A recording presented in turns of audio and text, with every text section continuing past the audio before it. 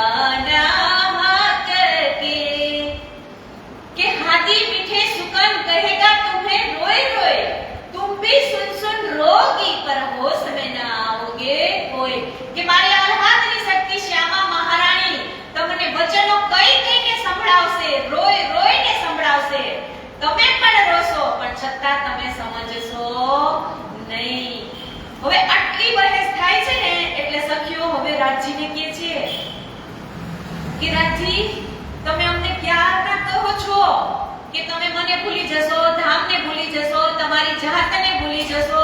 હવે તમારે બંધ થાવું છે તો અમે તમને કાંઈ કહી. બહુ ઘરમાં પતિ પત્નીનો ઝઘડો હાલતો હોય તો પછી પતિદેવ બહુ વધારે બોલતા હોય તો પછી આપણે કહીને કે હવે તમે બંધ થઈને કંઈક અમારું સાંભળો તો અમે તમને કાંઈ કહી. તો એમ અહીંયા રાજજી મહારાજ સમજાવે છે ને એટલે સખીઓ કહે છે કે રાજજી હવે તમે કે તમારું જે કહેવાનું હતું ઈ તમે હવે કહી દીધું હોય તો હવે અમે તમને કાંઈક કહેવા માંગીએ છીએ તો હવે તમે અમારું પણ કાંઈ સાંભળો. તો શું કહે છે સખીઓ કે ફરામોશી હમકો ક્યા કરે ફેર કહિયા રૂહન હમ અરવા હે અરસ અજીબ કી અસલ બગ્ગા મે તન. કે તમે કયો છો કે તમારી ઉપર હું ફરામોશીનું આવરણ નાખીશ અને પછી હું તમને મારાથી દૂર કરીશ. તો આ તમારી ફરામોશી છે ઈ મારું શું બગાડી લેશે? પછી કહે છે ફુરમાન તુમ્હારા આવસી સો હમ પઢ કર દેખ ઇસ ઇશારતે રમુજે હમ ભૂલ જાય ક્યો કર. તમે કયો છો કે હું ફુરમાન લઈને મોકલીશ એટલે કે ચિઠ્ઠી પત્ર. તો પછી તમે કયો છો કે હું પત્ર લઈને મોકલીશ તો અમે તમને ક્યાંથી ભૂલવાના? તમે વારે વારે પત્ર મોકલતા રહેજો અને અમે તમને યાદ કરતા રહેશું. જો એક આસુક અને માસુકની વાત છે ને, પહેલાના જમાનામાં જ્યારે સગાઈ થતી હતી ત્યારે કઈ સિસ્ટમ હતી? આ સિસ્ટમ હતી ને પત્ર દ્વારા. તો અહીંયા એ જ કહે છે રાજજીને સખ્યું કે અમે તમને કોઈ દિવસ ન ભૂલી, અમે તમને આટલો પ્રેમ કરી છી અને તમે એમ કહો છો કે તમે મને ભૂલી જશો, પણ તમે 8-8 દિવસે 10-10 દિવસે લેટર લખતા રહેજો, અમે વાંચતા રહેશું અને તમને યાદ કરતા રહેશું. और देवे साहेदी रसूल दे याद बातें असल तब कहियो रहे वे फरामोशी कहां जाए बोल अकल. કે તમે આટલું સરસ અમને વારે વારે યાદ કરતા હોય તો અમે તમને કોઈ દિવસ ભૂલીએ નહીં અને આ ફરામોશી તો અમારું કાંઈ પણ બગાડી શકે નહીં. પછી રાજજી મહારાજ ભયાનક વર્ણન કરે છે કે તમે કયો છો પણ તમે જ્યારે આ મુલ્કની અંદર જુદા જુદા દેશમાં વેચાશો ને એટલે ઈ કે તમે એકબીજાને શોધી શકશો નહીં. અને બ્રજનું પણ ભયાનક વર્ણન કરે છે ને રાજજી. એટલે 12,000 એક જ સર્કલની અંદર જે બ્રહ્મ સૃષ્ટિ બેઠી હતી એમાંથી 4,000 સખી હતી ને ઈ થોડી ખસકી. પેલા 2,000 સખી હતી ને ઈ ખસકી. ક્યાં જઈને બેઠી? રાજજીના ચરણ તલે. પછી રાજ્યે જેવું જ આ વર્ણન બંધ કર્યું અને પછી રાસના વર્ણનનું રાજ્ય કહે છે કે હું ત્યારે અંતર્ધ્યાન થઈ જાઈશ અને તમારે મને શોધવાનો રહેશે. એટલે બીજી 4,000 જે સ્વાતસી હતી ને એ પણ ડરી ગઈ. એટલે 2,000 તો પેલા રાજસી જતી રહી, હવે પાછી 4,000 સ્વાતસી પણ આગળ જતી રહી. તો 6,000 થઈ ગઈ. હવે પાછળ કેટલી વધી? 6,000. અને 6,000 સખીઓ એટલી બળવંતી હતી કે એને રાજજી ગમે કાંઈ કહે ને તો એને કાંઈ ફેર પડતો હતો નહીં. તો એ 6,000 જે સર્કલની અંદર હતી તામસી સખી એમાં કોણ કોણ હતું? તો કે સુંદરબાઈ, આસબાઈ, એ બધી સખીઓ એની અંદર સામેલ હતા. અને રાજસી અને સ્વાતસી એ બંને સખી તો અહીંયા જ ડરી ગઈ હતી. એટલે ઈ આગળ ગઈ બેસવા માટે. કેમ કે ત્યાં તો એક દિલીનો ભાવ હતો. તમે મૂલ મિલાવાના દ્રશ્યને જુઓ, રાજજી છે ને એમનો એક પગ એની જાંઘ ઉપર રાખીને બેઠા છે. કેમ? શું કામે? કેમ કે એટલે આપણે શ્યામા મહારાણીના જે રાજસી સખી છે એ શ્યામાજીના ચરણને પકડી લઈએ તો એક દિલી છે, એકે ચરણ પકડાય એટલે બંધાઈને પકડાઈ ગયા. એટલે રાજજી કહે છે કે જો તમે એમ કહેતા હો કે આ ચરણ તલે જ તમને બેસાડી અને ખેલ બતાવવામાં આવશે તો તમે અમને દૂર તો મોકલવાના નથી, તો પછી અમારે પીવાનું શેનું? અમે તમને ક્યાંથી ભૂલીએ? એટલે આવી રીતે જ્યારે રાજસી, તામસી અને સ્વાતસી એ પરમધામની અંદર નથી. આ તો આપણે અહીંયા સમજવા માટે 3 ભેદ કર્યા: રાજસી, સ્વાતસી અને તામસી. તો આપણે આ સંસારની અંદર શું કહીએ કે તામસી કોને કહેવાય? તો કે એનો ખોરાક તામસ હોય એને તામસી કહેવાય. આપણે એવું વિચારીએ ને આ સંસારની અંદર, પણ હકીકતમાં પરમધામની અંદર તામસી સખી કોને કીધી છે? કે જે રાજજી પ્રત્યે પ્રેમ કરે, એનો જે નિશ્ચય હોય એ લક્ષ્ય સુધી પહોંચાડે ને, એને તામસી સખી કીધી છે. રાજસી અને સ્વાતસી તો અહીંયા જ ડરી ગઈ એટલે આગળ ખસી ગઈ, પણ તામસી સખી કેવી હતી? બળવાન હતી. કે રાજજી તમે કહી દીધું કે આ ખેલ જોયા જેવો નથી, હવે ઈ ખેલ અમે જોઈને પણ રહેશું અને અમે તમને યાદ પણ કરતા રહેશું. તો અહીંયા જેટલા બેઠા છો ને ઈ આપણે એમ જ વિચારવાનું કે આપણે બધા કેવા છીએ? તામસી. તામસી છીએ ને એટલે રાજજી પ્રેમ કરી છીએ એટલે જ આપણે અહીંયા બેઠા છીએ. અને જે રાજસી અને જે સ્વાતસી છે ઈ ઘરે આરામથી ઊંઘે છે. એટલે રાજજી આપણને પરમધામની અંદર 3 ગુણ નથી, પણ અહીંયા સમજાવવા માટે આપણને રાજજી મહારાજ કહે છે. એટલે આગળ કીધું કે રાજજી મહારાજ આપણને વર્ણન કરવા માંડ્યા ને એટલે આપણે એકબીજાને વાયદો કરે છે. કેવો વાયદો કરે છે? જો તું ભૂલે તો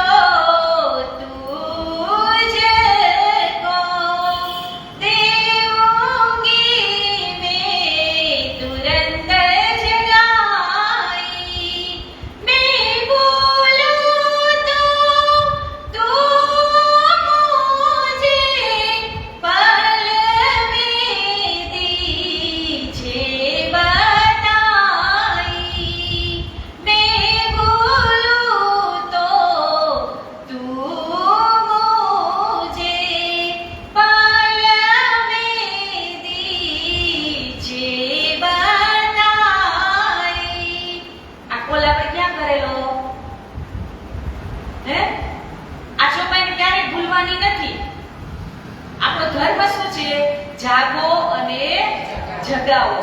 હવે આ ચોપાએ શું કીધું? કે તું ભૂલી જાઈસ તો હું તને જગાડીશ, અને જો હું ભૂલી જાઉં તો તું મને જગાડજે. પણ આપણે કોઈને જગાડી છીએ? હે? આપણી બાજુમાં જે રહેતા હોય ને એને તો આપણે કહી જ શકીએ કે તું 2 કલાક ના આવ ને તો કાઈ નહીં, પણ તું ખાલી પ્રસાદીના ટાઈમે આવીશ ને, 2 શબ્દ તારા કાને જાશે ને તોય તારું જીવન ધન્ય ધન્ય થઈ જશે. રાજજી સામે આપણે બહુ એટલે બહુ એટલા બળવાન થઈને કહેતા હતા કે રાજજી અમે તો તમને ભૂલશું જ નહીં, અને આપણે એકબીજાને વાયદો કર્યો હતો કે તું ભૂલી જા તો હું તને જગાડીશ, અને હું ભૂલી જાઉં તો તું મને જગાડજે.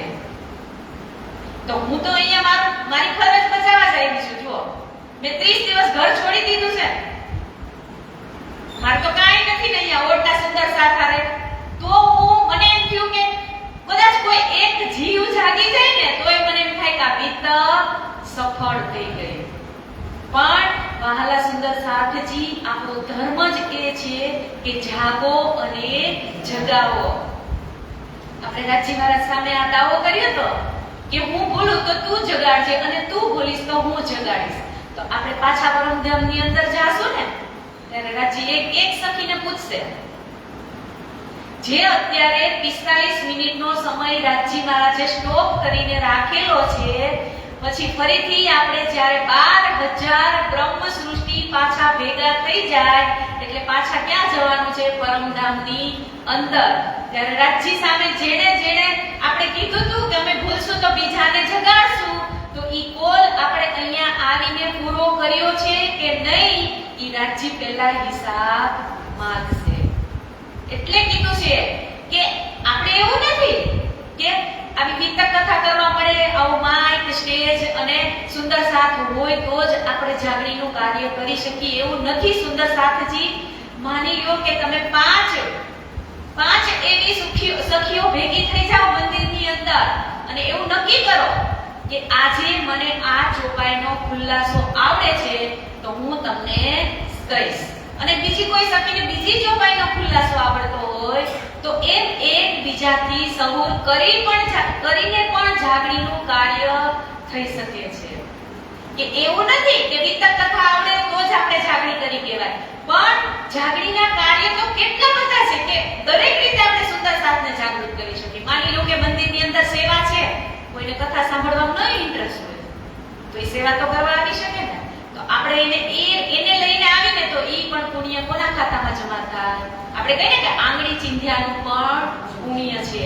એટલે કોઈ તનથી સેવા કરે, કોઈ મનથી સેવા કરે, તો કોઈ ધનથી સેવા કરે. રાજ્ય બધાને અલગ અલગ અલગ જ શોભા આપી છે. એટલે આગળ આપણને કહે છે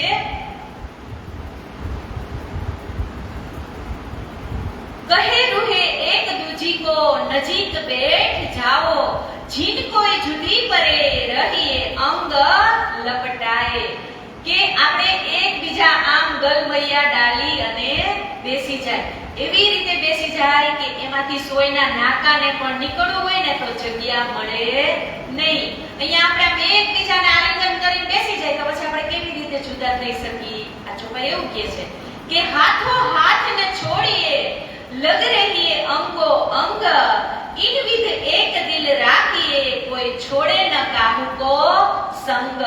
કે હાથથી હાથ પકડી લ્યો અને ખંભાથી ખંભો મળાવી અને બેસી જાવ. એવો મજબૂત હાથ પકડી લ્યો કે આપણા હાથને કોઈ છોડી શકે નહીં. તો પછી રાજજી કહે છે તો હવે આપણે ક્યાં છૂટા પડવાના? કોઈ દિવસ ના પડીએ ને. ભક્ત हमसे एक दिल जुदिया होवे क्यों कर, यह खेल देखावी करे आवे सब खबर. કે રાજજી મહારાજ આપણને ભલે હવે ગમે એવો ભયાનક ખેલ બતાવે પણ આપણે ડરવાનું નથી.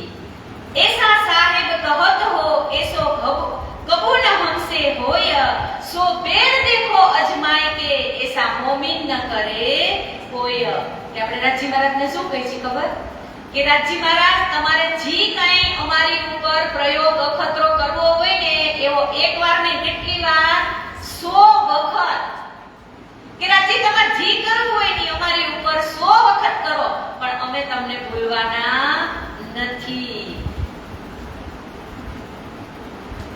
એ આપ ભૂલે એ હક કદમ એ ભૂલે અરસ ઘર, એસી નિપટ નાદાની હમ કરે ક્યો કર.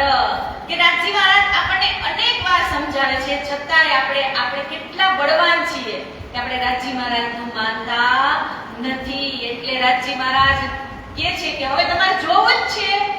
આપણે કીધું હા. એટલે મસ્ત ચોપાઈ સમજાવે છે. મને કિરે હમ કો તીન બેરા તબ હમ માંગ્યા ફેર ફેર ફેર. 3 વખત આપણને સમજાવ્યા ને, કીધું ને કે મને કિરે હમકો તીન બેર. કઈ કઈ 3 જગ્યા? તો કે પહેલી ત્રીજી ભોમની પડસાલમાં, બીજું નીલાપીલા મંદિરની અંદર અને ત્રીજું આ મૂલ બિલાવાની બેઠકમાં. કે મને કિએ હમકો તીન બેર તબ હમ માંગ્યા ફેર ફેર ફેર.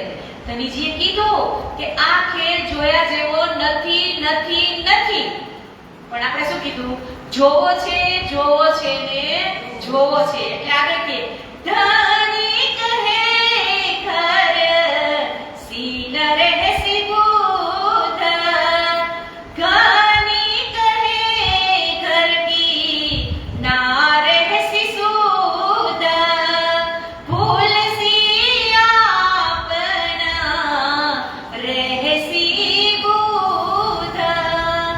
કે ધણીજી કહે છે કે તમને ઘરની પણ શુદ્ધ રહેશે નહીં. તો આપણે શું કીધું કે ભૂલસી આપના રહેસી એ બુદ્ધ. કે અમે તમને આ બુદ્ધિથી ક્યારેય તમને અમે ભૂલશું નહીં. તો મને કરત હે हमको भी भूलोगे तुम, तब हम फिर धनीसो कहिया करसी हमको माया. કે ધનીએ કીધું કે તમે ત્યાં જાશો ઘરની અંદર એટલે તમે તમારા કામની અંદર પૂરવાઈ જાશો અને મને ભૂલી જાશો. અહીંયા શું કીધું? કહા કરસી હમકો માયા. ધનીએ કીધું કે તમે સંસારની અંદર જાશો એટલે તમને માયા વળગી રહેશે. તો આપણે ત્યારે પણ કહી છીએ કે ઈ માયા અમારું શું બગાડી લેશે. એટલે તો પહેલી જ ચોપાઈ મૂકી દીધી ને, એ માયા છે અતિ બળવંતી, ઉપની છે મૂલ ધન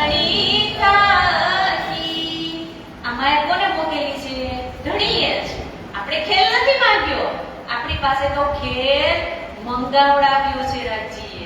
આપણે નતું કીધું કે દુનિયા જોવા જાય છે, આ માયા જોવા જાવો છે, આ સંસાર જોવા જાવો છે, પણ આપણે જ્યારે રાજજીની હાંસી કરી ત્યારે જ રાજજીએ કહી દીધું હતું ને કે હું આને મારાથી દૂર કરીશ તો જ એને મારી સત્તા અને સાહેબીની ખબર પડશે. એટલે તો ચોપાઈમાં કીધું છે ને, સંયોગ દલ નીચે ધામ में वियोग इनमें होय, यही त्रिबाल किशोर लीला एक तुझी के सोय. કે સંયોગ દલ અને વિયોગ દલ આને હું મારાથી જુદી કરીશ તો જ એને ખબર પડશે. तब हम मिलके कियो विचार, कहिया एक दूजी को पूछो होशियार. खेल देखन की हम पियासो कही, तब हम दो पर आज्ञा भई. કે હવે રાજજી મહારાજ કહે છે કે હવે તમે હોશિયાર થઈ જ ગયા છો તો હવે હું તમને આ ખેલ બતાવવા જઈ રહ્યો છું. એક કહે દો ભિન્ન ભિન્ન ખેલ देखन के दो कारण, उपज्यो मोह सुरत संचरी, खेल हुआए माया विस्तरी.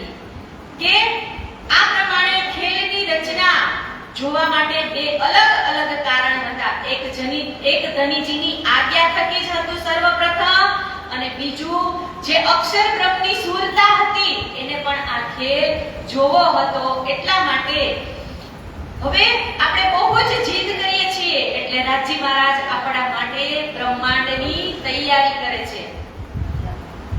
ઈત અક્ષર કો વિલસ્યો મન, પાંચ તત્વ 14 ભવન, યામે વિષ્ણુ મન મંત્ર ત્રિગુણ, તાથે ધીર જર સબ ઉતપન. ઈત અક્ષર કો વિલસ્યો મન. કે અક્ષર બ્રહ્મનું મન વિલસ્યું અને એ માયામાંથી એને 5 તત્વ તેમજ તેમાંથી આ 14 લોકની રચના થઈ. અને આ ખેલની અંદર અક્ષર બ્રહ્મનું મન જે મહાવિષ્ણુ રૂપે પ્રગટ થયું અને તેનાથી 3 ગુણ એટલે કે રજોગુણ, તમોગુણ અને સતોગુણ અને 3 દેવતા બ્રહ્મા, વિષ્ણુ અને મહેશ આની અંદર ઉત્પન્ન થયા. અને તેનાથી જ આ સ્થાવર જંગમ સૃષ્ટિનું ઉત્પત્તિ થઈ. તો કહે છે કેવી રીતે? તો કે ગર્ભોદક સાગરની અંદર 1000 વર્ષ સુધી ઈંડું તરતું રહ્યું અને પછી એ ફૂટ્યું. અને એમાંથી જ આદિ નારાયણ માંથી જ મહાવિષ્ણુનું મન પ્રગટ થયું. અને એમાંથી જ 5 તત્વ, મોહ તત્વ, બ્રહ્મા, વિષ્ણુ, મહેશ અને અનંત દેવી દેવતાઓ, સ્થાવર, જંગમ અને આ પ્રકૃતિની રચના થઈ. પહેલા આપણે કહેતા હતા ને કે ના ઈશ્વરના મૂળ પ્રકૃતિ દાદીન કી કહું આપાબીતી, પણ ત્યારે આ પ્રકૃતિ હતી નહીં. હવે અહીંયા અક્ષર મનનું જે મન વિલસ્યું એટલે આ પ્રકૃતિની ઉત્પત્તિ થઈ. તો હવે કહે છે કે યા વિધ ઉપજ્યો સબ સંસાર, દેખ લાવને હમકો વિસ્તાર. જો આજ્ઞા ભઈ હમ પર, તબ હમ જાણ્યા ગોકુલ ઘર. કે હવે આવી રીતે રાજજી મહારાજે આ સંસારનું સંપૂર્ણ ઉત્પન્ન કરી દીધો. અને દેખલાવન હમકો વિસ્તાર, કે આપણે શું જોવું હતું? આ બ્રહ્માંડ જોવો તો. એટલે કે છે કે હવે આ સુરત ધનિકો આવેશ લે આવેશ નંદ ઘેર કિયો પ્રવેશ. તો હવે આ નંદજીની ઘરે કૃષ્ણને આવવાનું છે. તો એ પણ કેવી રીતે આવશે? તો કહે છે કે એના પણ 9 કારણો છે કે કૃષ્ણ ભગવાનને આ જગતની અંદર આવવા માટે કેટલા કારણો હતા. તો એમાં કહે છે કે અક્ષર બ્રહ્મને પરમધામમાં શ્રી કૃષ્ણની પ્રેમની લીલા જોવાની ઈચ્છા થઈ. આ કયું હતું? પહેલું કારણ કે જ્યારે અક્ષરાતીતના દર્શન કરવા આવ્યા અક્ષર ભગવાન ત્યારે એને શું થઈ ગયું હતું કે દેખું ધનીજી કો પ્રેમ વિલાસ, એટલે અક્ષર બ્રહ્મની ઈચ્છા હતી. પછી બીજું કે છે કે બ્રહ્મ સૃષ્ટિને અક્ષર બ્રહ્મના ખેલમાં દુઃખ જોવાની ઈચ્છા. તો બ્રહ્મ સૃષ્ટિને જોવું હતું ને કે આ સંસાર કેવો છે, એટલે કહે છે કે બ્રહ્મ સૃષ્ટિને જોવાની ઈચ્છા અને અક્ષર ભગવાનને જોવાની ઈચ્છા. પછી કહે છે કે ગોલોક ધામમાં રાધિકા દ્વારા નિર્જા સખીને અને શ્રીદામાને સાપ. કેમ કે અહીંયા એક કૃષ્ણ નથી પ્રગટ થવાના, કેટલા કૃષ્ણ પ્રગટ થવાના છે? 3. એટલે ત્રણેય કૃષ્ણને જે આવવાના કારણો છે ઈ પહેલા હું તમને અહીંયા કહું છું કે મૃત્યુલોકમાં કંસના ત્રાસથી પૃથ્વી ગાયનું રૂપ લઈ અને બ્રહ્માજીના શરણમાં જાય છે. તો એનો પણ ઉદ્ધાર કરવા કોણ આવશે? તો કહે છે કે ગોલોકી કૃષ્ણ. પછી વૈકુંઠ ધામમાં સંકાદિકો દ્વારા જય અને વિજયને શ્રાપ આપ્યો, એનું નિવારણ કરવા પણ કૃષ્ણને આવવું પડશે. પછી વૈકુંઠ ધામમાં લક્ષ્મીજી દ્વારા ભગવાનજી તમે કોનું ધ્યાન ધરો છો. પછી મૃત્યુલોકમાં વસુ અને ધરા જે દંપતી હતા એમને પણ કૃષ્ણ જેવો પુત્ર જોતો હતો, એટલે એનું નિવારણ પણ આ ધરતી ઉપર કરવા માટે કૃષ્ણને આવવું પડશે. અને મૃત્યુલોકની અંદર કૃષ્ણી અને સુતપા જે 10,000 વર્ષ સુધી તપ કરતા હતા ત્યારે એને પણ કૃષ્ણ જેવો જ પુત્ર જોતો હતો, એટલે એના માટે ગોલોકી કૃષ્ણ, વૈકુંઠવાસી કૃષ્ણ અને અક્ષરાતીત કૃષ્ણ, આ ત્રણ કૃષ્ણને આ ધરતી ઉપર અવતરણ થવાનું છે. પછી કહે છે કે સતલોકમાંથી બ્રહ્માજી, વિષ્ણુ અને મહેશ જે ગોલોકમાં જે કૃષ્ણના શરણે જશે એની પણ લીલાઓ આની અંદર લખેલી છે. તો આપણે કૃષ્ણ પ્રણામી ધર્મની અંદર જ આપણે એવું સમજીએ છીએ કે આ દુનિયાની અંદર જે ઉત્પત્તિ થઈ એમાં 3 કૃષ્ણ છે. એક ગોલોકવાસી કૃષ્ણ, એક વૈકુંઠવાસી કૃષ્ણ અને એક પૂર્ણ બ્રહ્મ પરમાત્મા અનાદિ અક્ષરાતીત. બાકી તો તમે ગોલોકવાળાને પૂછો તો એમ જ કે એક જ કૃષ્ણ, વૈકુંઠવાળાને પૂછો તો એમ જ કે એક જ કૃષ્ણ છે. પણ 3 કૃષ્ણના ભેદ કોઈ સમજતું નથી. એટલે તો વાણીમાં કીધું છે ને, હે કૃષ્ણ કૃષ્ણ સબ કોઈ કહે પર ભેદ ન જાને કોઈ, સ્વરૂપ એક વિદ હૈ સહી પણ લીલા ત્રિવિધ હોય. એક સ્વરૂપ વૈકુંઠ કા ધુજા હૈ ગવલો, तीसरा धाम अखंड का कहे वेद विवेक पुराण. કે 3 કૃષ્ણ છે એને કોઈ આ દુનિયાની અંદર સમજતું નથી, પણ વાણીની અંદર કહી દીધું કે કૃષ્ણ કૃષ્ણ શબ્દ કોઈ કહે પણ ભેદ ન જાણે કોઈ, કે આ કૃષ્ણના જે ભેદ છે એને કોઈ જાણતું નથી. તો આ કૃષ્ણ છે એને આ ધરતી ઉપર કેમ આવવાનું થયું?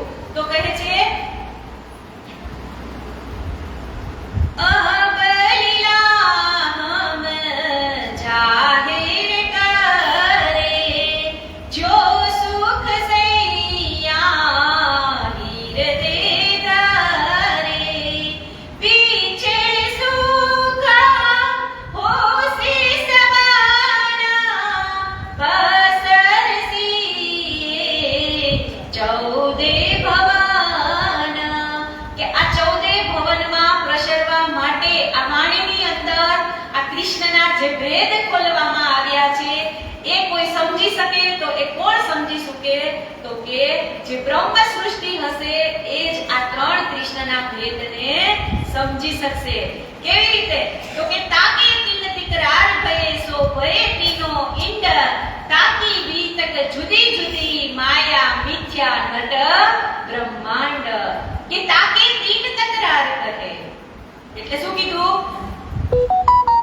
કે 3 તકરાર એટલે આપણે 3 વખત રાજ્ય સામે બહેજ કર્યો કે સો ભયે તીનો ઇંડ, કે આ 3 લીલા જે બ્રજ, રાસ અને જાગણી, આ 3 લીલાની અંદર આપણી પહેલા જ કોણ આવશે? રાજી મહારાજ. અને કીધું કે તાકી વિતક જુદી જુદી માયા મિથ્યા નટ બ્રહ્માંડ. તો કેવી રીતે? તો કે ત્રણ બ્રહ્માંડ કીધા છે. એક કાલ માયા બ્રહ્માંડ, એક યોગ માયા બ્રહ્માંડ અને એક પ્રતિબિંબ કાલ માયા બ્રહ્માંડ. તો આની પણ અનેક લીલાઓ અલગ અલગ રીતે છે. કેવી રીતે? તો કે કાલ માયા બ્રહ્માંડનો જે સમય છે એ 11 વર્ષ અને 52 દિવસનો. પછી કીધું યોગ માયા બ્રહ્માંડ, તો એનો સમય છે અનંત રાત્રિ. તો કઈ રાત્રિ? તો કહે છે मृत्युलोक और स्वर्गलोक ब्रह्मा और नारायण रास रात के बीच में ए चारों दरमियान. तो ब्रह्मा जी ની રાત્રિ તો કેવડી? તો કે મૃત્યુલોક ની એક રાત કેટલા કલાકની હોય? કેટલા કલાકની હોય રાત? 12 કલાકની. અને પછી સ્વર્ગની રાત કેવડી હોય? તો કે 12 વર્ષની. પછી બ્રહ્માજીની રાત કેવડી હોય? તો કે 12,000 વર્ષની. અને નારાયણની રાત કેવડી હોય? તો કે અનંતો અનંત. એટલે કીધું કે આ કાલમાયા બ્રહ્માંડની જે અનંત રાત્રિ હશે ઈ કેવડી હશે? તો કે બહુ જ લાંબી હશે. પછી કીધું પ્રતિબિંબ કાલમાયા બ્રહ્માંડ. તો આ પ્રતિબિંબ કાલમાયા બ્રહ્માંડ એટલે કે આ બ્રહ્માંડની અંદર કેટલા વર્ષ થાય? તો કે પુરાણની પ્રમાણે તમે જોવા જઈએ તો 120 વર્ષની લીલા થાય અને પુરાણના પ્રમાણે તો આપણે જોવા જઈએ તો 110 વર્ષની લીલા થાય. કેમ કે આપણે 12 મહિનાનું એક વર્ષ હોય અને પુરાણ પ્રમાણે જોઈએ તો 11 મહિનાનું એક વર્ષ હોય. એટલે એમને 110 વર્ષની લીલા થાય અને આપણી 120 વર્ષની લીલા થાય. એટલે આ કૃષ્ણની જે ગતિ છે ઈ એટલી અટપટી છે કે એને જે સમજી શકે એ જ સમજી શકે. એટલે તો કીધું ને, ये तो गति है अटपटी झटपट लिखे न कोई जो मन की खटपट मिटे तो झटपट दर्शन होय कबीरा झटपट दर्शन होय. કે આવી રીતે ત્રણ ટુકડા વહેંચવામાં આવ્યા અને હવે આગળ કહે છે કે જ્યારે આપણે કૃષ્ણને જન્મ કરવાના જે કારણો બતાવ્યા હતા તો એમાં સૌથી પહેલું કારણ છે કે ગોલોક ધામથી શ્રી કૃષ્ણજીની જે શક્તિ છે આ ધરાતલ ઉપર આવવાનું એનું કારણ શું હતું? તો કે ગોલોક ધામમાં શ્રી કૃષ્ણ અને રાધિકા મહારાણી એ બંને અને 3.5 કરોડ સખીઓ હતી ગોલોકની અંદર. કેટલી? ગોલોક ધામની અંદર 3.5 કરોડ સખીઓ હતી અને ગોલોકવાસી કૃષ્ણ અને રાધાજી હતા. તો ગોલોકવાસી કૃષ્ણ અને રાધાજી એ બંને વચ્ચે થોડો ઝઘડો થઈ ગયો. કેવો ઝઘડો? મીઠો ઝઘડો. આપણે કરીએ છીએ ને એવો મીઠો ઝઘડો. તો રાધાજી રિસાઈ અને ચાલ્યા ગયા. તો એવામાં વિરજા સખી આવે. તો વિરજા સખી અને શ્રી કૃષ્ણ એ બંને મહેલની અંદર આનંદની પળો માણતા હોય અને શ્રીદામા છે એને દ્વારપાળ તરીકે રાખેલા હોય ગેટ ઉપર કે કોઈ પણ આવે તો તું એને મહેલની અંદર પ્રવેશ કરવા દેતો નહીં. તો મીઠા ઝઘડામાં કેવું હોય? બોલવા ટાઈમે તો બોલાઈ જાય પણ પછી આપણે એના વગર રહી શકીએ નહીં. એટલે રાધાજી ગયા ફરવા પણ કેટલી વાર ફરી શકે? એને કૃષ્ણ વગર તો રહી ના શકે. એટલે પાછા ક્યાં આવ્યા? વિરજા સખીના મહેલમાં. એને ખબર હતી કે કૃષ્ણ ક્યાંય નથી એટલે નક્કી વિરજા સખીના મહેલમાં જ હશે. તો જેવા રાધિકાજી વિરજા સખીના મહેલમાં આવે છે તો શ્રીદામા એને ના પાડે છે કે હું તમને અંદર જવા દઈ શકું નહીં. તો રાધિકા રાણી કહે છે કે તું આ ગોલોકનો દ્વારપાળ થઈ અને હું આ ગોલોકની રાણી છું અને તું મને અંદર જવાની ના પાડસ. એટલે માનતા નથી અને શ્રીદામા એને ના પાડે છે, છતાં રાધિકાજી અંદર ગયા. અંદર ગયા તો ત્યાં શ્રી કૃષ્ણજી અને જે વિરજા સખી છે એ બંને વાર્તાલાપ મસ્ત હિંડોળા ઉપર ઝૂલતા ઝૂલતા કરી રહ્યા હતા. અને જેવા જ રાધાજીને વિરજા સખી જોવે છે ને ગુસ્સામાં, એટલે વિરજા સખી ખડખડાટ હસે છે. એટલે જેવા રાધાજી અંદર આવ્યા અને વિરજા સખીને ખડખડાટ હસતા જોયા ને, એટલે રાધાજી વિરજા સખીને શ્રાપ આપી દે છે કે તું મને, હું એક તો કૃષ્ણજીને ગોતતી હતી, હું આટલી કે એના પ્રત્યે કે મારો પ્રેમ છે કે હું ગોતતી અહીંયા આવી કે, અને પેલો શ્રીદામા મને ના પાડે છે અને હું અંદર આવી તો તું પણ મને જોઈને આટલી ખડખડાટ હસસ ને, એટલે હું તને શ્રાપ આપું છું કે તું પણ જમનાજી નદી બની જા અને ખડ ખડ ખડ ખડ વહેતી રહે. હવે વિરજા સખીને આવો શ્રાપ આપે છે રાધાજી, અને શ્રીદામા જે ના પાડતા હતા અંદર આવવાની, એટલે શ્રીદામાને શ્રાપ આપે છે કે તે મને અંદર જવાની ના પાડીને, એટલે જા તું પણ આ જન્મની અંદર હું તને શ્રાપ આપું છું કે ઓલા જન્મની અંદર તું પણ રાક્ષસ બની જા. એટલે કોણ બન્યો શ્રીદામા? તો કે ઈ કંસ બન્યા. એટલે એનો પણ ઉદ્ધાર કરવા માટે પછી તે કહે ને વિરજા સખી અને શ્રીદામા કે કૃષ્ણજી તમારા કહેવાથી હું દ્વારપાળ બન્યો હતો અને આજે રાધાજીએ મને આવો શ્રાપ આપી દીધો. પછી રાધાજીના શ્રાપને લીધે વિરજા સખી અને શ્રીદામા એ બંને ભેગા થઈ અને રાધાજીને શ્રાપ આપે છે કે તમે અમને બંનેને શ્રાપ આપ્યો છે, એટલે અમે પણ તમને શ્રાપ આપીએ છીએ કે તમે પણ 110 વર્ષ સુધી કે તમે પણ કૃષ્ણના વિયોગની અંદર તડપતા રહો. બોલે શ્રી કૃષ્ણ કનૈયા લાલ કી જય.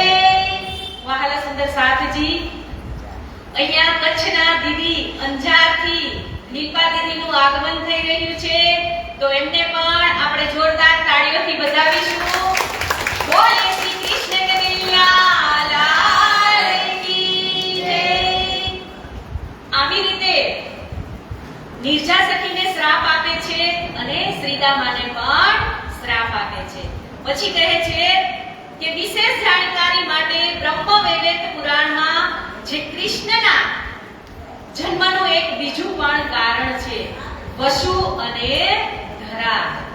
કે વસુ અને ધરા એ પણ એક દંપતી હતા અને આગલા જન્મમાં પહેલા જે વિરજા સખી અને શ્રીદામાનું તો આપણે કીધું કે વિરજા સખી છે ઈ જમનાજી બનશે અને શ્રીદામા છે ઈ કંસ બનશે. એવી જ રીતે અહીંયા પણ જે વસુ છે ઈ નંદ બનશે અને જે ધરા છે ઈ જશોદા બનશે.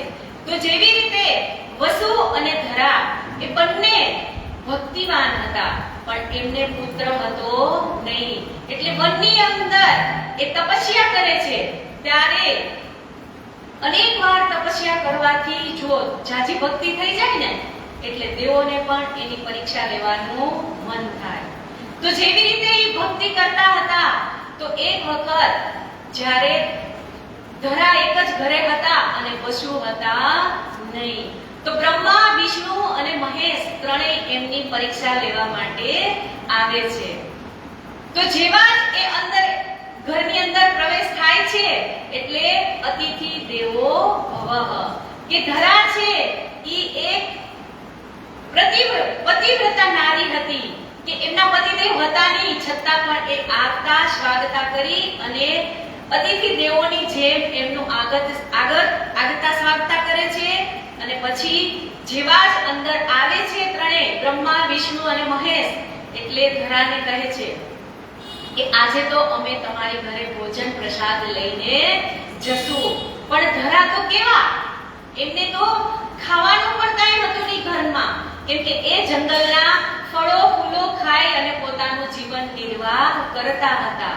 પણ પરીક્ષા લેવા આવેલા એટલા માટે ધરા છે એ બાજુના જે દુકાન હોય ત્યાં જાય છે અને વેપારીને કહે છે કે આજે તમે મને થોડોક સીધું સામગ્રી આપો કે મારી ઘરે મહેમાન આવ્યા છે, અતિથિ આવ્યા છે, એમને મારે જમાડવાના છે. તો જે ગામમાં રહેતા હોય એને તો ખબર જ હોય કે આમની પાસે તો કોઈ દિવસ પૈસા હોતા નથી, તો આ મને પૈસા ક્યાંથી આપશે? એટલે દુકાનદારની દાનત બગડે છે કે અને ધરા છે ને સ્વરૂપવાન સ્ત્રી હતા કે દુકાનદારની દાનત બગડે છે ને એટલે ધરાને કહે છે કે હું તને સીધું સામગ્રી આપું, પણ એક શરતે આપું કે તારા આ જે બંને સ્તન છે ઈ તું મને કાપીને આપ, તો હું તને સીધું અને સામગ્રી આપું. પણ આ ધરા છે ઈ અતિથિ દેવો ભવઃ, એક જ મિનિટનો પણ ઈ વિચાર નથી કરતી અને પોતાના બંને સ્તન કાપી અને વેપારીના હાથમાં જેવી આપવા જાય છે એવી જ આકાશમાંથી ગડગડાટ આકાશવાણી થાય છે કે વાહ ધરા તને ધન્ય છે. કે ત્યારે કૃષ્ણ પ્રસન્ન થાય છે કે ધરા બોલો તમારે શું જોઈએ છે? ત્યારે ધરા કહે છે કે મારે તમારા જેવો પુત્ર જોઈએ છે. તો ધરાને પણ ત્યારે કહે છે કે આ જન્મની અંદર તો નહીં, પણ હું જ્યારે બીજા જન્મની અંદર જે વૈકુંઠવાસી શ્રી કૃષ્ણ બનીને આવીશ ત્યારે હું તમારા પુત્ર તરીકે કહેવાઈશ.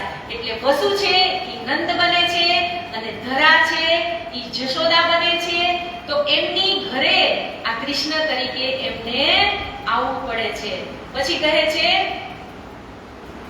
કે જય વિજયને પણ શ્રાપ મળે છે ને, કોના લીધે? તો કે ત્યાં કહે છે કે એક વખત વૈકુંઠમાં બ્રહ્માજીના જે માનસ પુત્ર હતા સંકાદિક, સનક, સનંદન, સનાતન અને સનંત કુમાર, એ ભગવાન વિષ્ણુના દર્શન કરવા માટે આવે છે અને બપોરનો સમય હતો અને દ્વારપાળ ઉપર જય અને વિજય નામના બે પહેરેદાર ચોકી કરી રહ્યા હતા. એટલે આ સંકાદિક પુત્રો કહે છે કે અમને બ્રહ્માજીના દર્શન કરવા છે એટલે તમે અમને અંદર જવા દો.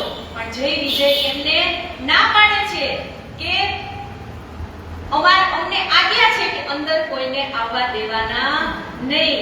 એટલે ત્યારે આ સંકાદિકો છે એ જય વિજયને શ્રાપ આપી દે છે કે તમે પણ આવતા જન્મની અંદર તમારે 7 જન્મ સુધી રાક્ષસ બનવું પડશે.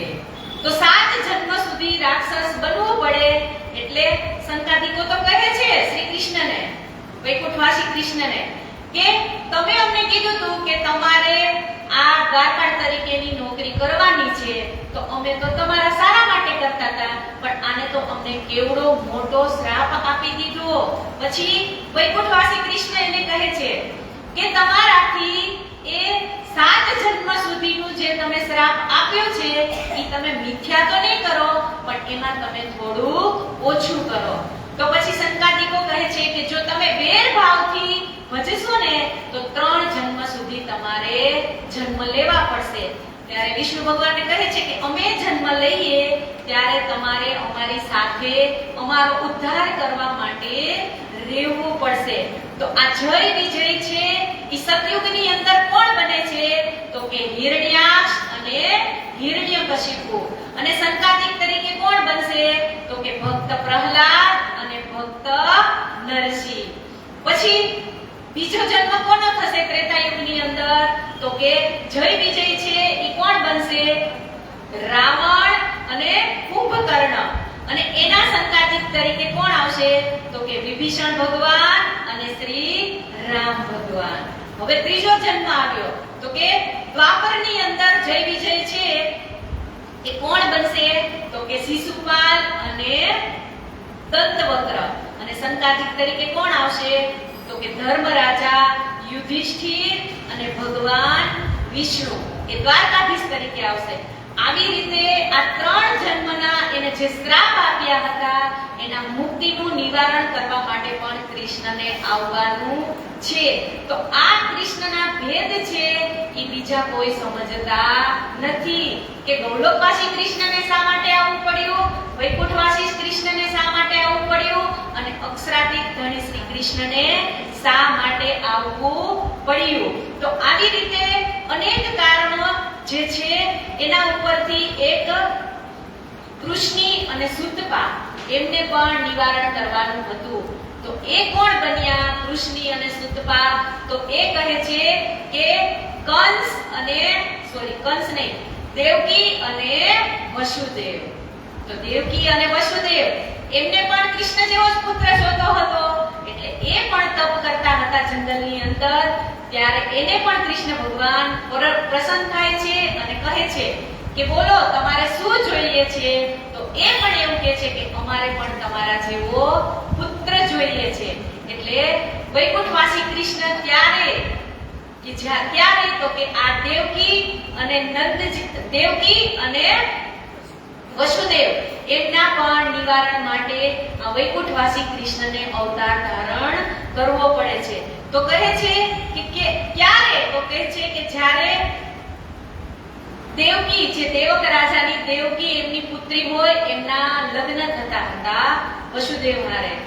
તો જ્યારે વસુદેવ અને દેવકીને કંસ વળાવવા જઈ રહ્યો હતો રથની અંદર, ત્યારે આકાશમાં આકાશવાણી થાય છે કે અરે મૂર્ખ કંસ, તું જેને વળાવવા જઈ રહ્યો છો એનું 8મો બાળક છે ઈ તારો વધ કરશે.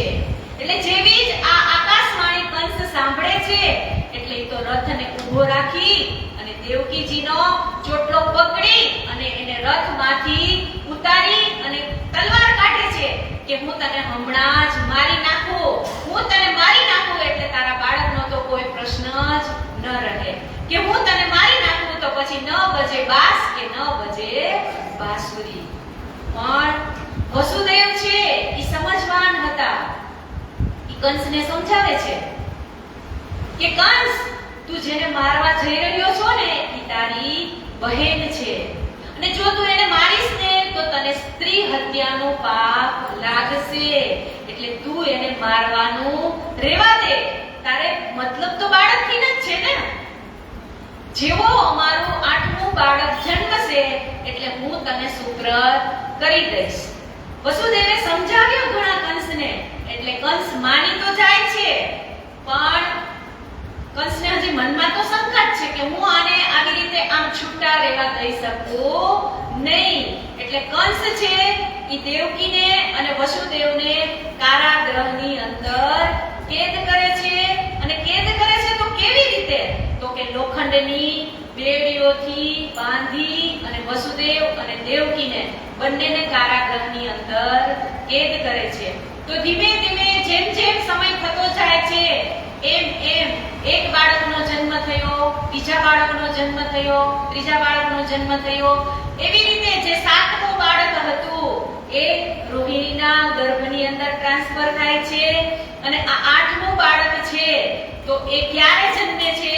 તો કે 28ના દ્વાપર અને અંતિમ ચરણ વરાહ કલ્પ, 7મો મન્વંતર, એની અંદર શ્રાવણ વદ અષ્ટમી અને ઝરમર વરસાદ વરસી રહ્યો છે. ત્યારે શ્રી કૃષ્ણજીનું અવતરણ થાય છે મથુરાની જેલમાં. અને એ ક્યાં કૃષ્ણ જન્મ લે છે? તો કે વૈકુંઠવાસી કૃષ્ણજી. કે જેવા જ વૈકુંઠવાસી કૃષ્ણજીનો જન્મ થાય છે એટલે એ કયા કૃષ્ણ હતા? તો કે એમના હાથની અંદર શંખ, ચક્ર, ગદા અને પદ્મ, આ 4 વસ્તુ જે ધારણ કરેલા હતા એ વૈકુંઠવાસી શ્રી કૃષ્ણજીનો જન્મ મથુરાની જેલની અંદર થાય છે.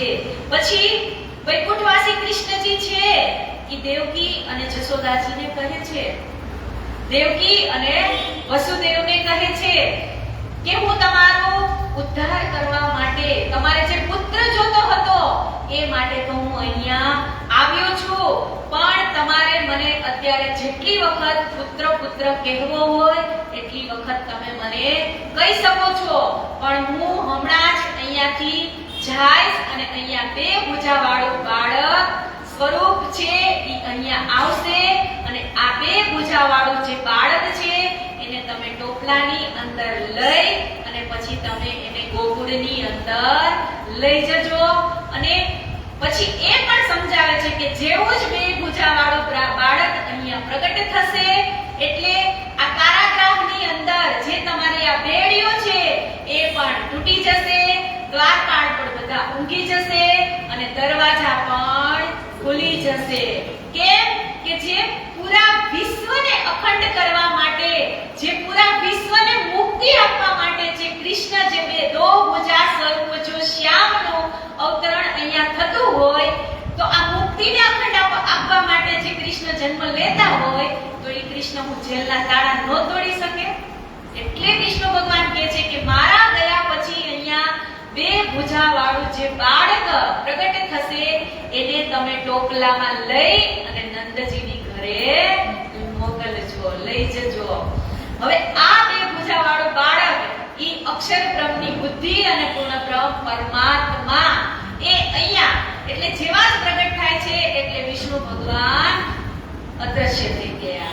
હવે જેવો જ બાળકને જેવી રીતે વિષ્ણુ ભગવાને કીધું હતું એવી જ રીતે વસુદેવ એ બાળકને ટોપલામાં લઈ, ત્યાં ટોપલો પણ પ્રગટ થઈ જાય છે અને બાળકને ટોપલામાં લઈ અને વસુદેવ ગોકુળ તરફ રવાના થાય છે. તો જેવા જ રવાના થાય છે એટલે ઝરમર ઝરમર વરસાદ વરસી રહ્યો હોય અને જમનાજી નદી તે કાંઠે ભરપૂર વહી રહી હતી અને વસુદેવ તો એ ટોપલામાં લઈ અને એ નાના બાળકને લઈ અને જતા પણ ડરે છે કે આ બે કાંઠે જમનાજી વહી રહી છે તો હું આને કેવી રીતે પાર કરીશ. પણ જેવા જ જમનાજીની અંદર પ્રવેશ કરે છે વસુદેવ એટલે જમનાજી તો ઉછળ કૂદ વધારે કરવા લાગે છે અને વસુદેવ તો ડરવા લાગે છે. પણ જે નીરજા સખી જમનાજી બન્યા હતા એનો ઉદ્ધાર તો કરવાનો હતો એટલે એકદમ વધારે ઉછાળ મારતી જમનાજી ખડખડ ગાતી હતી એટલે શ્રી કૃષ્ણજીએ પોતાનો પગ ટોપલામાંથી બહાર કાઢ્યો અને જમનાજીને ચરણ સ્પર્શ કર્યા એટલે જમનાજી શાંત થઈ ગયા અને તરત રસ્તો આપી દે છે. એટલે આપણે ગીતમાં ગાઈએ છીએ ને, બેઉ કાઠ જાગના આવી છેલે કાણા વાસુદેવ એવા મનમાં મૂંઝાણા. કે બે કાંઠે જમનાજી હાલતા હતા અને વાસુદેવ મનની અંદર મૂંઝાતા હતા, પણ જમનાજી જેવો રસ્તો કરી દે એવા વસુદેવ પાર થઈ અને નીકળે છે. તો જેવા જ એ નંદજીની ઘરે પ્રવેશ કરે છે તો નંદજીના દ્વાર પણ ખુલ્લા હોય છે.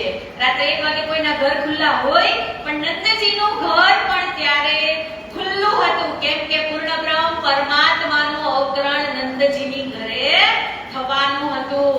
તો જેવા જ વસુદેવ નંદજીની ઘરે જાય છે એટલે જશોદાની કુખમાં ટ્વિન્સ બાળક જન્મેલા હોય છે, એક બાળકી અને એક બાળક. તો એ જે બાળક છે એ ગૌલોકી કૃષ્ણ હતા, કેમ કે એમની ઈચ્છા પૂરી કરવાની હતી ને એટલે એક યોગ માયાની જે બ્રહ્માંડ શક્તિ હોય યોગ માયા એ બાળકી હતી અને એક ગૌલોકી કૃષ્ણ હતા.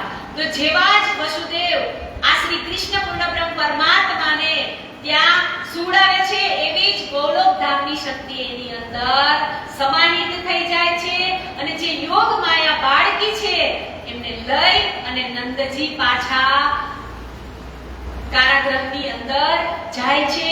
તો જેવી જ પોઝિશનમાં પેલા કારાગૃહ હતું એવી જ રીતે જેવી રીતે નંદજી દ્વારની અંદર પ્રવેશ કરે છે તો ફટાફટ તાળા લાગતા જાય છે અને બધા જ દ્વારપાળો પણ જાગી જાય છે અને નંદજી અને જશોદાની હાથમાં બેડીઓ પણ લાગી જાય છે. ત્યારે બાળકીને રડવાનો અવાજ આવે છે તો બધા જ દ્વારપાળો કંસને જાણ કરે છે કે હે કંસ, જે તમે 8મા બાળકની રાહ જોઈ રહ્યા હતા એ 8મો બાળકનું પ્રગટીકરણ થઈ ગયું છે.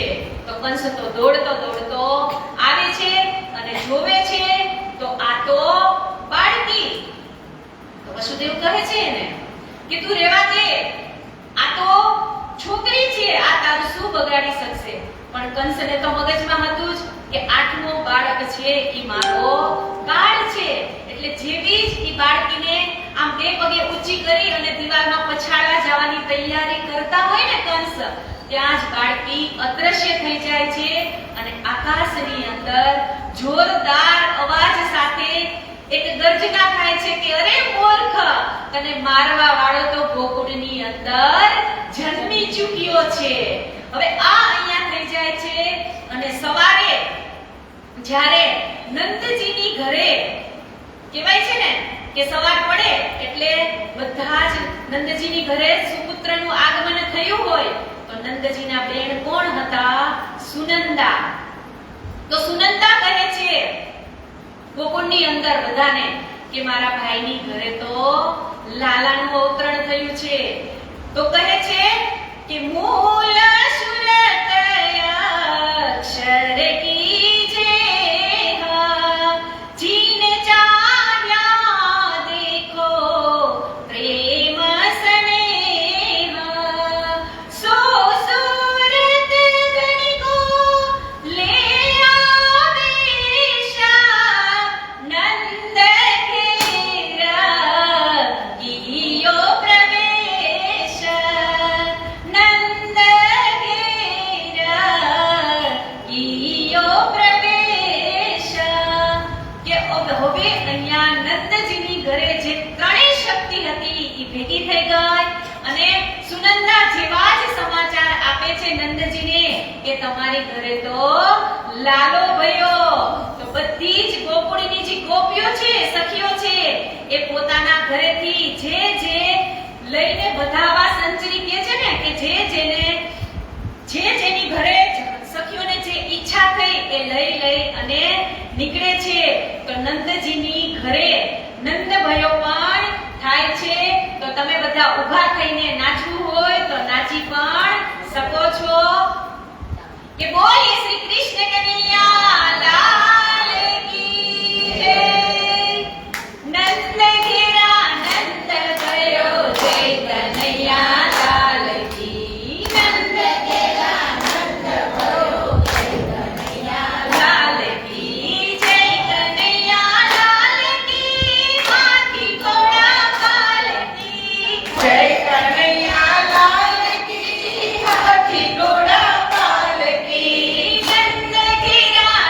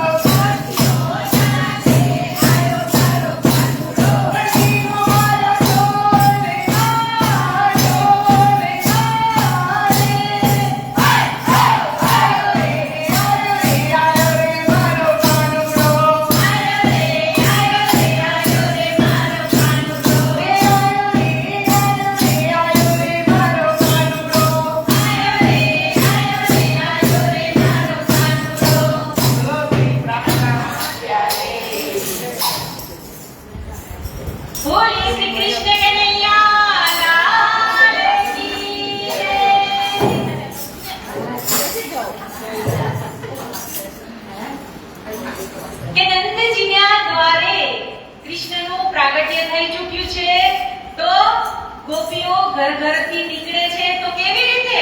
તો કે આજ શ્રદ્ધાઈ બ્રજ ઘર ઘર પ્રગટ્યા શ્રી નંદ કુમાર, એક બીજીને છાટે નાચે તોરણ બાંધે બ્રજનાર.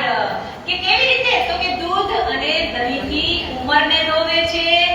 કોણ? તો કે આ જગતના પાલનહાર શ્રી કૃષ્ણનું અવતરણ થયું છે એટલે દૂધ દહીંથી ઉંમર પણ ધોવે છે અને તોરણ પણ બાંધે છે. એ એક બીજીને છાટી નાચે ઉમંગ અંગન માય, અનેક વિધના બાજા રસ બાજે ગૃહ ગૃહ ઉત્સવ થાય. કે કૃષ્ણનો જન્મ થયો છે તો અનેક વિધના બાજિંત્ર વાગી રહ્યા છે અને સખીઓ પોતાની ઘરે અંગ ઉમંગ માત્ર નથી અને અનેકના એટલે કે બધા જ ના ઘરની અંદર ઉત્સવ જેવું વાતાવરણ થઈ જાય છે.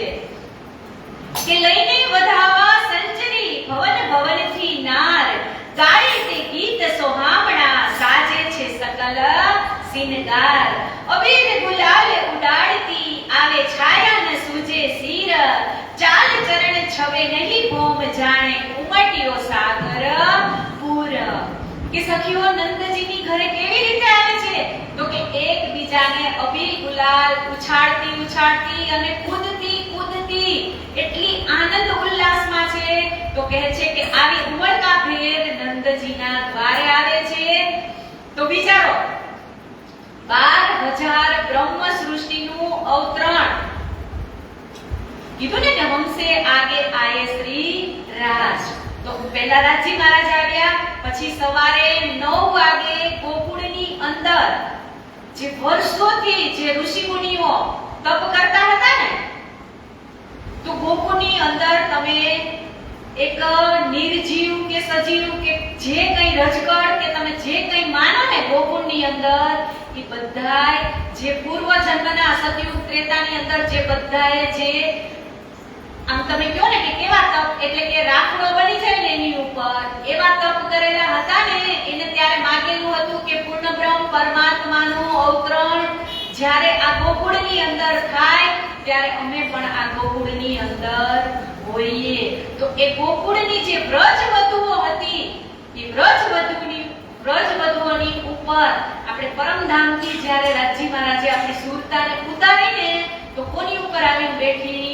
ગોકુળની જે વ્રજવધુઓ હતી ને એની ઉપર આ 12,000 બ્રહ્મ સૃષ્ટિની સુરતા આવીને બેસી ગઈ. હવે આજ 12,000 કૃષ્ણનું નામ સાંભળતા એવી ઉમળકા ભેર ક્યાં જાય છે? નંદજીના દ્વારે. તો એ નંદજીનું ઘર કેવડું હશે? 12,000 સમાય છે એવડું હશે? પણ કહેવાય ને કે જ્યાં પૂર્ણ બ્રહ્મ પરમાત્માનું અવતરણ થયું હોય, પ્રગટીકરણ થયું હોય, ત્યાં અષ્ટસિદ્ધિ નવ નિધિ સાથે જ આવે ને, ત્યાં પછી કોઈ જાતની કમી જ નથી રહેતી. એટલે અહીંયા આપણે આગળના વર્ણનમાં કહે છે ને કે 9 લાખ નંદજી અને જશોદાજીએ ગાયોના દાન કર્યા. પણ એ પણ કેવી ગાય? તો કે સોનાના સિંગવાળી. સોનાના સિંગવાળી ગાયો ત્યારે રેડીમેડ છે, પણ પૂર્ણબ્રહ્મ પરમાત્માનું અવતરણ થયું છે એટલે એનું તમે જેટલું પણ વર્ણન કરો ને એટલું ઓછું. એટલે કે છે કે આ સખીઓને જેવી ખબર પડે છે એટલે ઘરેથી નીકળે જાય છે. કેવી રીતે? તો કે એક બીજીને અબીર ગુલાલ રસ્તામાં ઉડાડે. વિચારો તો હજી નંદજીની ઘરે છે તો એ કેવું કરશે? અને રસ્તામાં એટલો અબીર ગુલાલ ઉડાડે તો એકબીજાના મોઢા પણ દેખાતા નથી. પછી કહે છે કે જૂથ જુજવે જુવતીઓ ઉછરતીઓ અપાર, ઓછવ કરતી આવ્યું બાબા નંદ તણે દરબાર. ઘસમસીયું મંદિર બેસે માનુને સેવે ધાય, નંદને વધાવો લઈ વળ્યા માંડવે મંગળ ગાય. કે અત્યારે નંદજીની ઘરે ખબર પડી એટલે બધા ગીત ગાવા લાગે છે અને વધાવણી પણ બધાય આપે છે. કે બ્રાહ્મણ ભાટ ગુણીજન ચારણ મળ્યો તે માગણ હાર, નીરત નટવા ગંધર્વ રાગ સંગીત થઈ તાર. કે બ્રાહ્મણ કુંડીજન, ચારણ અને માગણહાર જેટલા પણ આજે નંદજીની ઘરે આવે છે તો એકે એવા માગણ કોઈ નહીં હોય કે એ વસ્તુ લીધા વગરના ત્યાંથી નીકળ્યા હોય કે નાદ કુંડ પણ છાત પર્વતે વર્ત્યો જય જયકાર નંદ ગોપ સૌ ગહેલા હરખે ખેલા ખોલાવે ભંડાર કે જશોદાજી અને નંદજીને તો કોઈ આનંદનો પારાવાર જ નથી કે એમના જેટલા પણ ભંડાર ભરેલા હતા ગોકુળની અંદર એ બધા જ ભંડારને ખુલ્લા મૂકી દે છે કે જેને જે જોઈએ લઈ જાઓ કે ગાય ગોધા અને વસ્ત્ર પહેરાવ્યા ગોપ સકલ દાતાર કહે ને ધન કહેને આભૂષણ નવનીત દે દે કાર કે કોઈ પણ આજે નંદજીની ઘરે આવે છે તો ઈ એમનો ભિક્ષા વગર જતો નથી તો હવે અહીંયા પૂર્ણબ્રહ્મ પરમાત્માનું પ્રગટીકરણ થઈ ગયું છે તો હવે નંદજીની ઘરે દર્શન કરવા માટે શંકર ભગવાન આવે છે હવે અહીંયા જુઓ અહીંયા ભેદ છે ત્રિધા લીલાનો ભેદ છે ગોલોકવાસી કૃષ્ણ હોય તો શંકર ભગવાનને કોઈ દિવસ કૃષ્ણજીના દર્શન કરવા આવવું પડે ન આવવું પડે વૈકુંઠવાસી કૃષ્ણ હોય તો પણ શંકરજીને દર્શન કરવા આવવું પડે ન આવવું પડે પણ શંકર ભગવાન શ્રી કૃષ્ણજીના દર્શન કરવા આવ્યા તો શા માટે તો કે પૂર્ણ બ્રહ્મ પરિપૂર્ણ અવતાર અનાદિ અક્ષરાતીત શ્રી કૃષ્ણ હતા એટલા માટે શંકર ભગવાન પણ નંદજીની ઘરે કૃષ્ણના દર્શન કરવા માટે આવે છે પણ શંકર ભગવાનનું રૂપ તો કેવું હોય જટા મુંડનની માળા અને ભસ્મ ધારણ કરેલું અને આવીને કહે છે અલખ નિરંજન તો જશોદાજી જોવે છે બાર કે મારે તમારા લાલાના દર્શન કરવા છે તો જશોદાજી તો ના પાડે ના બાપા ના ઈ કે તમને જોઈ તો મારો લાલો ડરી જાય એટલે હું તમને દર્શન કરવા માટે મારા લાલાનું મુખડું તમને ન બતાવું તો શંકર ભગવાન તો કહે છે કે હું અહીંયાથી તમારા લાલાના દર્શન કર્યા વગર જાઈશ નહીં અને જશોદાજી પણ કહે છે કે હું તમને મારા લાલાના દર્શન કરાવીશ નહીં કે તમારું આવું ડરામણું જે રૂપ છે એ જોઈને તો મારો લાલો બી જાય એટલે તમે ઈ આશા રાખતા નહીં હવે અંદર દેવોના દેવ પ્રગટી થઈ ગયા હોય પ્રગટીકરણ એને ન ખબર હોય કે દરવાજે કોણ આવી ઊભું છે એટલે કૃષ્ણજીએ તો જોરમાં રડવાનું ચાલુ કર્યું એટલા રડવા લાગ્યા કે એને જશોદાજી અને આજુબાજુ વાળા ગોપીઓ બધા શાંત રાખે પણ કૃષ્ણજી શાંત થતા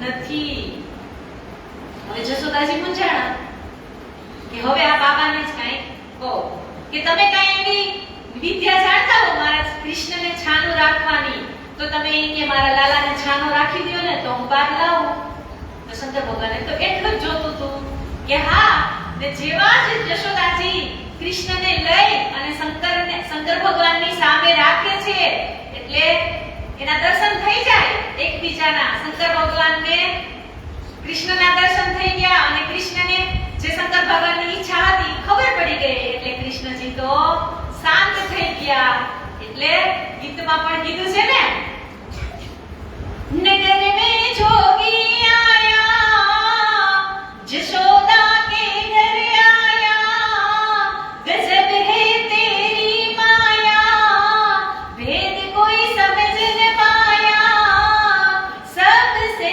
बड़ा है तेरा नाम तेरा नाम तेरा नाम तेरा नाम કે નગરની અંદર એક જોગી આવ્યો તો પણ ઈ ભેદ કોઈને ખબર હતી નહીં કે નગર में जोगी आया जशोदा के घर आया आके अलग जगाया पर भेद कोई समझ न पाया એટલે જ કહે છે કે કૃષ્ણ કૃષ્ણ સબ કોઈ કહે પણ ભેદ ન જાણે કોઈ પછી કહે છે ના ચાહું તેરી દौलत दुनिया ना चाहूं तेरी माया अपने लाल कदर से करा दे मैं दर्शन को आया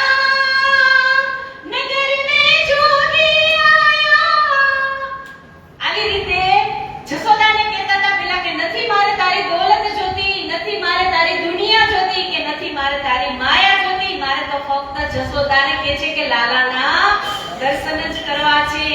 તો આવી રીતે શંકર ભગવાન પણ શ્રી કૃષ્ણના દર્શન કરી અને જાય છે.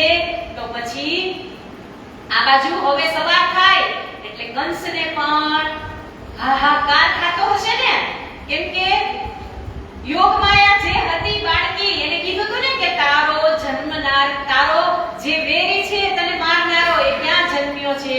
ગોકુળની અંદર. તો હવે મામાને ચેન પડે ન પડે એટલે ઈ માસી પૂતનાને આદેશ કરે છે કે તમે જાઓ અને ગોકુળની અંદર જેટલા પણ નવજાત બાળક જન્મ્યા છે એને તમે વધ કરી નાખો. એટલે માસી પૂતના એક સ્વરૂપવાન સ્ત્રી બની અને જશોદાજીની ઘરે આવે છે અને જશોદાજીને કહે છે કે મૈયા, તમારા લાલાના દર્શન કરવા માટે હું આવી છું. અને ત્યારે તો બધા જશોદાજીના ઘરે આવતા હતા અને સ્વરૂપવાન સુંદર સ્ત્રીઓ એ પ્રગટ થઈ અને આવ્યા હોય તો જશોદાજીને પણ કઈ ખબર પડે નહીં કે આ કોણ હશે. એટલે જશોદાજી તો જેવા કામમાં લાગ્યા એવી જ પેલી પૂતના અંદર પ્રવેશ કરી અને શ્રી કૃષ્ણ ભગવાનને લઈ અને ઘરની બહાર નીકળી ગઈ. નીકળી ગઈ પણ કૃષ્ણને જ્યારે એ સ્તનપાન કરવા લાગી ને એટલે કૃષ્ણ તો મંદ મુસ્કાતા હતા, કેમ કે એને તો ખબર હતી, મેં હમણાં જ કીધું કે એ તો ગતિ હે અટપટી, કે જેવા જ એ માસી પૂતનાના સ્તન સોસાવા લાગ્યા, કેમ કે જ્યારે બાળક એક સ્તનપાન કરતું હોય ને એટલે એની આંખ બંધ હોય. એ આપણે માતાને બધાને ખબર જ હોય કે એ કૃષ્ણ ભગવાન એમની આંખો બંધ કરી અને જશોદાના પૂતનાના જ્યારે પ્રાણ સોસાવા લાગ્યા ને ત્યારે પૂતના હાહી મામ ત્રાહી મામ થઈ અને પુકારવા લાગી અને પોતાનું જે પ્રચંડ રૂપ હતું એ પૂતનાનું પ્રગટ થયું અને જેવા જ એના પ્રાણ સોસાણા એટલે ધબામ કરતી પડી ગઈ. કહેવાય છે કે ઈ માસી પૂતના છે ઈ એના સ્તનની અંદર કાલકૂટ નામનું વિષ ભરી અને શ્રી કૃષ્ણને મારવા માટે આવી હતી. એટલે તો ભાગવતની અંદર 10મા સ્કંદનો જે 3જો અધ્યાય છે એમાં શ્લોક પણ કીધો છે, અહો બકિયામ સ્તનકાલકૂટમ જિંઘાશયાપાય પદવ્યશાત્રી લેવે ગતિમ ત્રાત્યુચિતામ તદોન્યામ કંવાદયાલુ શરણમ વ્રજેમા કંવાદયાલુ શરણમ વ્રજેમા. આ કૃષ્ણ ભગવાન એ આ દુનિયાની અંદર બધાને મુક્તિ આપવા માટે જ એનું અવતરણ થયું હતું. તો આ માસી પૂતના શું કહે છે કે કાલ અહો બકિયમ સ્તનકાલકૂટમ, કે એમના શરીરની અંદર જે એમના સ્તન છે એ સ્તનની અંદર એક કાલકૂટ નામનું જે વિષ છે એ ભરી અને શ્રી કૃષ્ણને મારવા માટે આવી હતી. પણ કૃષ્ણ ભગવાન તો કેવા છે તો કે દાતાર છે, એ કોઈનો પણ ખરાબ ઈચ્છતા નથી. એટલે એ કૃષ્ણ ભગવાન કેમ કે એમનું સ્તનપાન કર્યું ને એમને પૂતનાનું, એટલે પૂતનાનું સ્તનપાન કર્યું તો સ્તનપાન બાળક કોને કરે તો કે એની માતાને કરે. તો જેવી રીતે માતા જશોદાને જે સ્થાન મળે છે ને એ સ્થાન શ્રી કૃષ્ણજી આ માસી પૂતનાને આપે છે. એટલું એનામાં માતૃતુલ્યનો ભાવ છે. વિચારો, એક રાક્ષસ બનીને જે માસી પૂતના આવી હોય એને પણ કૃષ્ણ ભગવાન એની માતા જે જશોદાનું જે સ્થાન છે એ સ્થાનની અંદર માસી પૂતનાને સ્થાન આપે છે.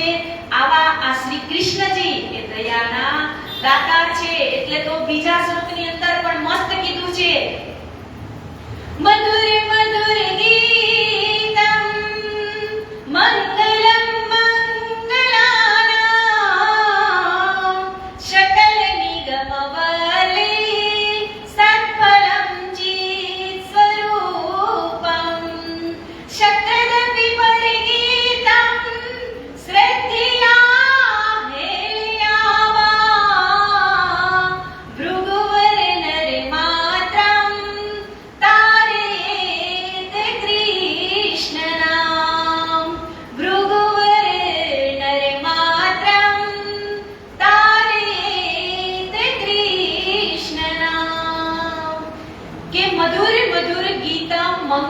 મંગલાનામ, કે કૃષ્ણનું નામ એક એવું નામ છે કે તમે એને ચાહે ભાવથી ભજો કે વેરથી ભજો, પણ કૃષ્ણનું નામ તમારા મુખેથી નીકળી ગયું એટલે ઈ તમારું મંગલ મંગલ કરનારું જ નામ છે. એટલે આ નામને આપણે ક્યારેય ભૂલવાનું નથી. તો આ માસી પૂતનાને જે પોતાનું માતૃતુલ્ય સ્થાન આપ્યું છે, તો આ માસી પૂતનાની પણ ઈચ્છા હતી. તો કે કઈ ઈચ્છા હતી? તો કૃષ્ણ ભગવાને એને માતાનો દરજ્જો આપ્યો હતો, જે સ્થાનમાં એ સ્થાનમાં એને સ્થાન આપ્યું. તો કે ભરૂચની અંદર જ્યારે બલિ રાજા યજ્ઞ કર્યો હતો, તો ત્યારે શ્રી કૃષ્ણ ભગવાન વામનનું રૂપ લઈ અને ત્યાં ગયા હતા. તો બલિ રાજા, એ રાજા તો કેવા કે દાનવીર, જે કોઈ એના આંગણે આવી અને જે વસ્તુ માંગે એ બલિ રાજા એને અર્પણ કરતા હતા. તો જેવો જ યજ્ઞ પતે છે એટલે બલિ રાજા શ્રી કૃષ્ણજીને પૂછે છે કે બોલો તમારે શું જોઈએ છે? અને ત્યારે તો કૃષ્ણ ભગવાન નાનું વામન રૂપ લઈને ગયા હતા, એટલે નાના એવા લાગતા હોય.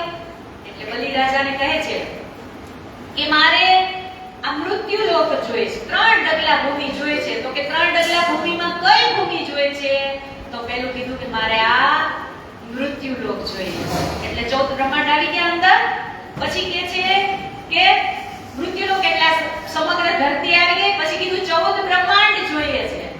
એટલે અતલ વિતલ સુતલ તલાકલ રસાતલ મહાતલ બધા જ 14 લોક આવી ગયા. તો હવે બાકી શું રહ્યું? એમાં તો બધું આવી ગયું. હવે બલિ રાજા કહે છે કે હજી તો મારું ત્રીજું વરદાન, મેં 3 વસ્તુ માંગી હતી, તો હવે ત્રીજું? તો કે હવે હું કે મારું મસ્તક તમને આપવા તૈયાર છું કે. એટલે જેવા જ વામન શ્રી કૃષ્ણજી હતા, ઈ પોતા એટલે જ્યારે વામન શ્રીજી કૃષ્ણજી હતા ને સ્વરૂપમાં, ત્યારે માસી પૂતનાની એવી ઈચ્છા થઈ ગઈ હતી કે કેટલું સ્વરૂપવાન બાળક છે, આવું બાળક મારા મુખેથી જન્મે ને તો હું પણ એને સ્તનપાન કરાવું. આજી પૂતનાની ઈચ્છા હતી અને શ્રી કૃષ્ણજીને તો ખબર પડી જાય એટલે ત્યારે એને તથાસ્તુ કહી દીધું. તો માસી પૂતનાનું સ્તનપાન કર્યું એને. પછી જ્યારે બલિ રાજાએ ત્રીજું ડગલું એના મસ્તક ઉપર રાખવાનું કીધું અને એને વિકરાળ સ્વરૂપ, મોટું સ્વરૂપ કર્યું, અને જેવું જ બલિ રાજાના મસ્તક ઉપર ત્રીજો પગ મૂકે છે એટલે બલિ રાજાને રસાતલની અંદર સ્થાન મળે છે. એટલે માસી પૂતના એની બેન તો ત્યારે કોપાયમાન થઈ ગઈ કે આવો બાળક હોય ને તો હું તો એને ઝેર પાઈને મારી નાખું. એટલે ત્યારે પણ કૃષ્ણ ભગવાને શું કહી દીધું? તથાસ્તુ. એટલે માસી પૂતનાને આવા બાળક પાસેથી સ્તનપાન પણ કરાવું હતું અને એને એમ કીધું ને કે હું આવા બાળકને મારી નાખું. એટલે છતાં પણ એને એવી આશા રાખી હતી કે હું આને મારી નાખું, છતાં પણ શ્રી કૃષ્ણ ભગવાન એને ક્યાં સ્થાન આપે છે? તો કે જે જગ્યાએ માં જશોદાને સ્થાન આપ્યું એ જગ્યાએ સ્થાન એને આપે છે. એટલે જ આ શ્લોકની અંદર કીધું કે મધુર મધુર ગીતમ મંગલમ મંગલાનામ, કે તમે મંગળથી કૃષ્ણને ભજો કે અમંગળથી કૃષ્ણને ભજો, પણ તમારા મુખેથી કૃષ્ણનું નામ નીકળે એટલે એ નામ મંગલ મંગલ કરનારું જ નામ છે. પછી આગળ કહે છે કે આવી રીતે માસી પૂતનાનો વધ થાય છે. પછી નારદજી, માસી પૂતના મરી જાય પછી નારદજીથી રહેવાતું નથી, કેમ કે નારદજીનું કામ શું? અહીંની અહીંયા અને અહીંની અહીંયા. પાછા જાય છે કંસ પાસે કે તું કેમ કરતો નથી કે. એટલે રમકડા મામાને વારે વારે મામા રમકડા મોકલ્યા રાખશે, અઘાસુરને બઘાસુરને. પણ એ બધી લીલા, જે બાળ લીલા જે કૃષ્ણની છે એ આપણે જયરામભાઈ કંસારા જે દીપ બંદરમાં એ ભૂલી ગયા છે ને રાજજીને, એટલે ત્યાં આખી જે બાળ લીલાનું વર્ણન આપણે જયરામભાઈ કંસારાની ઘરે પણ કરશું. અને અહીંયા કે છે કે નારદજી જ્યારે કંસની પાસે જાય છે અને કંસને કહે છે કે તું એમ કહેશ કે 8મું બાળક એમાં કયું હોઈ શકે? એ તને ખબર છે? એ કે એક કમળનું ફૂલ બતાવે અને કહે છે કે તું આમાં ગણ, આમાં કયું 8મું થાય? તું આ પાખડીથી ગણીશ તો બીજે 8 આવશે, આ પાખડીથી ગણીશ તો પણ બીજે જે આવશે એટલે મામાને ક્યાંય ચેન નથી પડતું, એટલે ઈ વારે વારે રમકડા મોકલ્યા રાખે છે અને શ્રી કૃષ્ણજી એ બધાનો ઉદ્ધાર કર્યા કરે છે. એટલે આગળ કહે છે કે આવી રીતે શ્રી કૃષ્ણજી ભગવાન અનેક અનેક લીલાઓ કરી અને જેટલા પણ રાક્ષસો હતા એ બધાનો ઉદ્ધાર કરે છે. અને પછી જ્યારે આ બધા નાના નાના રમકડા પૂરા થઈ ગયા ને એટલે વળી પાછા નારદજી જાય છે કોની પાસે? કંસ પાસે, કે તું જા કૃષ્ણના જે પિતાશ્રી છે ને નંદજી, એને તું એમ કે મારે એક કમળ ફૂલનો ભારો જોઈએ છે. તો કમળ ફૂલનો ભારો ક્યાં આવે? જમુનાજી નદીમાં. અને ઈ નદી તો કેવી છે? વિષ ભરેલી, ત્યાં કોઈ જઈ શકે નહીં. આવી ચાવી ભરાવી દીધી. હવે કમળ ફૂલનો ભારો લેવો ઈ આ કૃષ્ણ માટે તો એક આટલું કામ હતું, પણ ઈ કંસને નથી ખબર. તો હવે એ કથા આપણે કાલે શ્રવણ કરીશું કે કેવી રીતે ઈ જમનાજીને ઉદ્ધાર કરે છે. કાલીય નાગ જે દમન થશે, કાલીય દમન, એ દમન જે કાળી નાગ ના થશે, એ બધી જ લીલાઓ આપણે કાલે શ્રવણ કરીશું. અને અહીંયા જ આપણે વાણીને વિરામ આપી અને ચોપાઈને દોહરાવીશું. પહેલે